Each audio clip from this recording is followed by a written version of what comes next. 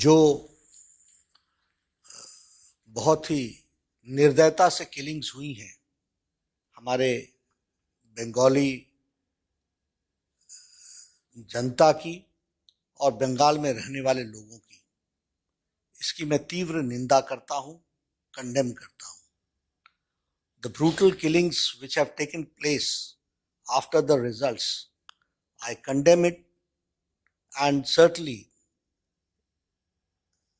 we also stand by the people of Bengal and all citizens residing in Bengal जिनके साथ इस तरीके की घटना घटी है।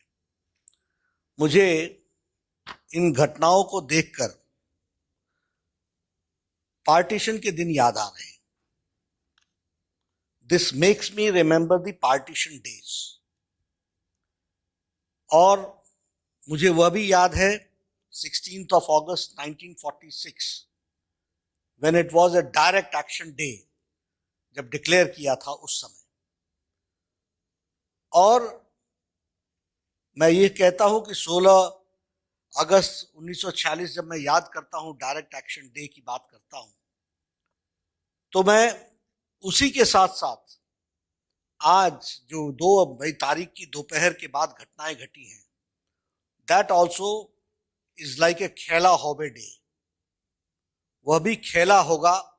इसकी तारीख और नंदीग्राम में जो ममता जी ने कहा था और जो आपने अभी इस स्क्रीन पर भी देखा है, वो खेला होबे डे वह 2 मई बन गया।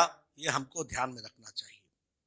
और जिस तरीके से नरसंहार हुआ है, जिस तरीके से ब्रूटल किलिंग्स हुई हैं और जिस तरीके से ममता जी चुप रही हैं, पूरे 36 घंटे 36 hours acting care taking chief minister चुप रहे, यह बताता है उनकी इन्वॉल्वमेंट का।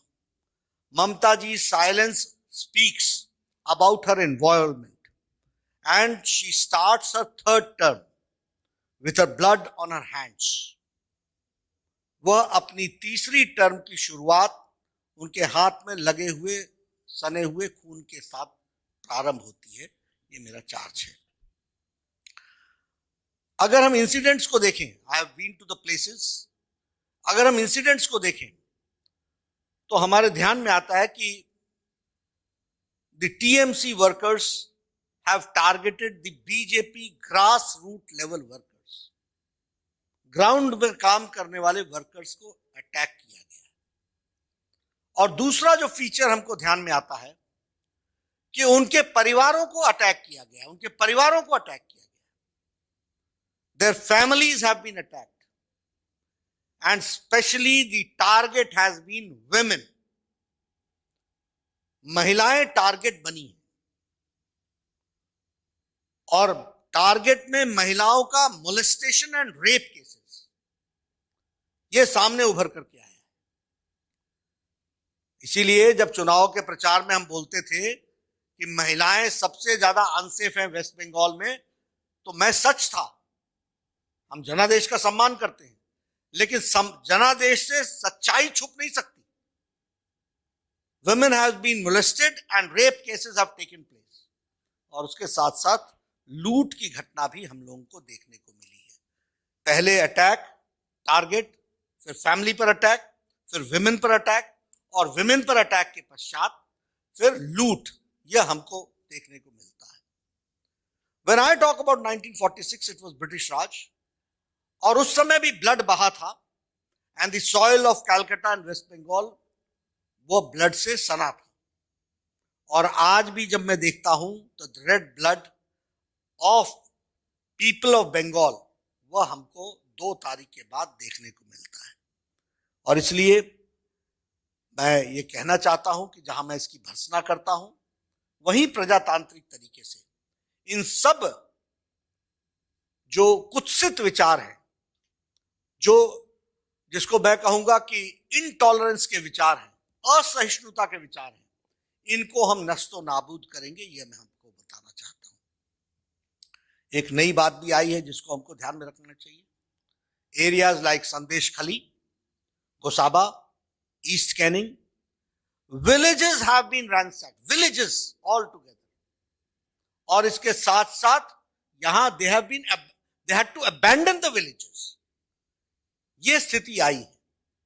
और इतना ही नहीं, लोगों को बॉर्डर डिस्ट्रिक्ट से, कूच बिहार से और उसके ऊपर से लोगों को जाकर के असम में भी रिफ्यूज लेना पड़ा है, असम में जाकर के अपनी जान बचाई है।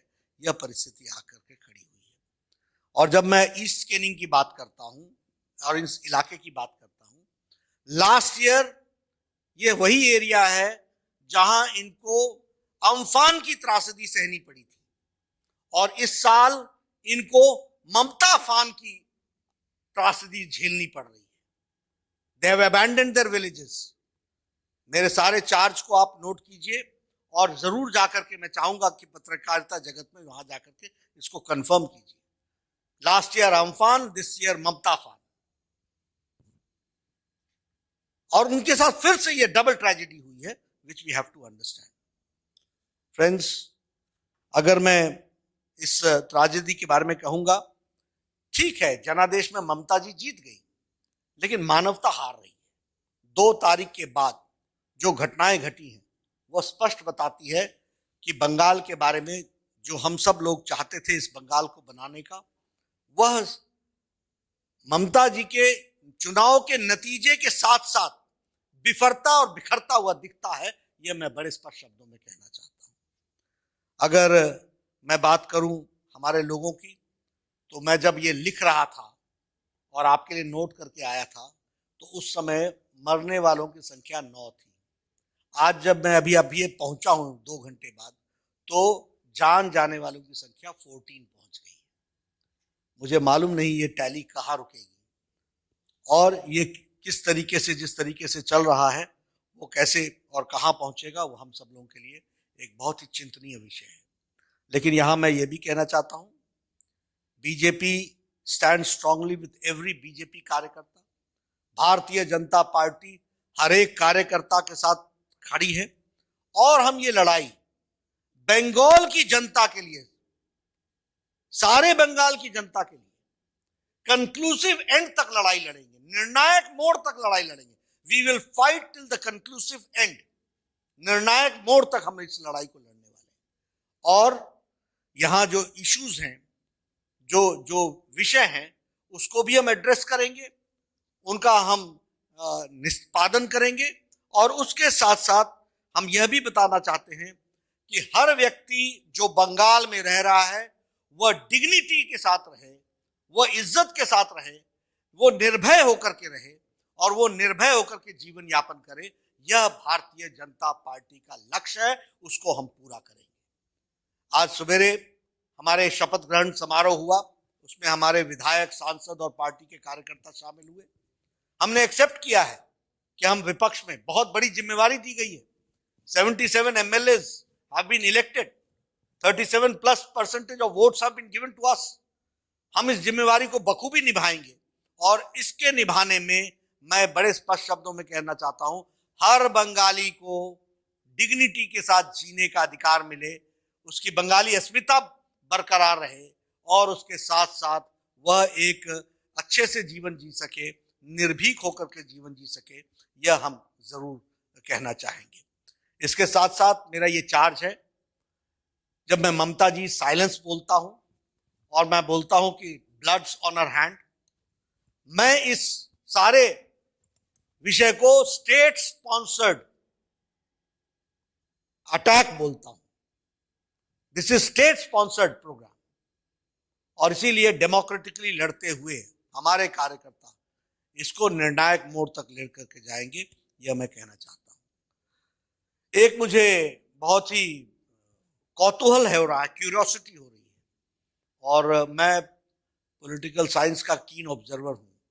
पिछले 2 दिनों से ये सारे ह्यूमन राइट्स के चैंपियंस, पता नहीं मुंह में ताला लग गया है, चुप्पी छा गई है, क्या हुआ है, ये सिलेक्टिव ह्यूमन राइट्स की लड़ाई लड़ते हैं क्या? And I am also shocked by the political parties, opposition parties, जो बड़ी बड़ी बातें करती थी, पिछले 2 दिनों से एक भी कंडेमनेशन की स्टेटमेंट नहीं है। This speaks about double standards. और मैं फिर पूरी जिम्मेवारी के साथ राष्ट्रीय अध्यक्ष के रूप में कहना चाहता हूं, भारतीय जनता पार्टी ही ऐसी पार्टी है जिसने अपने भारतीय जनसंघ के दिनों से आज दिन तक अपने स्टैंड में कंसिस्टेंसी रखते हुए मानवता की सेवा को सबसे ऊपर, सबका साथ, सबका विकास, सबका विश्वास, इसको लेकर के हम चलते रहे हैं, उसको हम पूरा करेंगे।